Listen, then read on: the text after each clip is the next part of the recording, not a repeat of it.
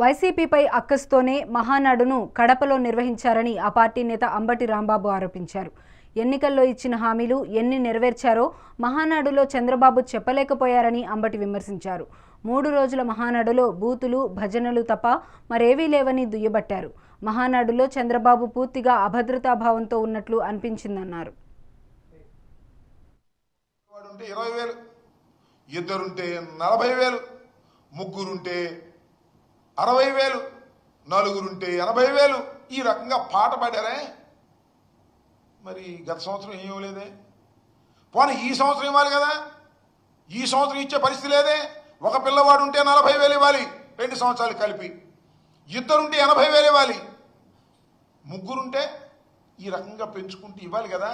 మరి ఇచ్చేటటువంటి ప్రయత్నం గురించి ఏదో సొల్లు కబుర్లు చెప్పారు తప్ప ఆ పద్ధతి చెప్పలా. ఇస్తాము అని హామీ ఇచ్చారు.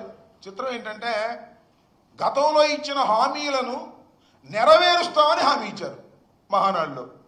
ఇప్పుడు నిన్న ప్రజాస్వామ్యంలో ఇది హామీలను నెరవేరుస్తామని హామీ ఇచ్చేటటువంటి కార్యక్రమం చేసినటువంటి ఘనులు చంద్రబాబు నాయుడు గారు, తెలుగుదేశం పార్టీ అని మనవి చేస్తున్నారు. అనవసరంగా జగన్మోహన్ రెడ్డి గారు లాంటి వ్యక్తిని, అన్ని హామీలను నెరవేర్చినటువంటి వ్యక్తిని, 99% హామీలను నెరవేర్చినటువంటి వ్యక్తిని మనం పోగొట్టుకున్నాము రాజకీయంగా.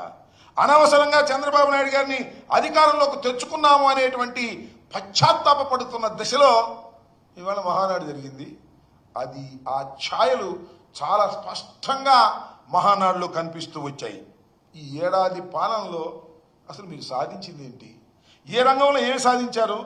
విద్య, వైద్యం, ఆరోగ్యం, వ్యవసాయం, ఇలా ఏ రంగంలో చూసినా మీ ప్రోగ్రెస్ రిపోర్ట్లో మార్కులు ఎన్ని అంటే 0.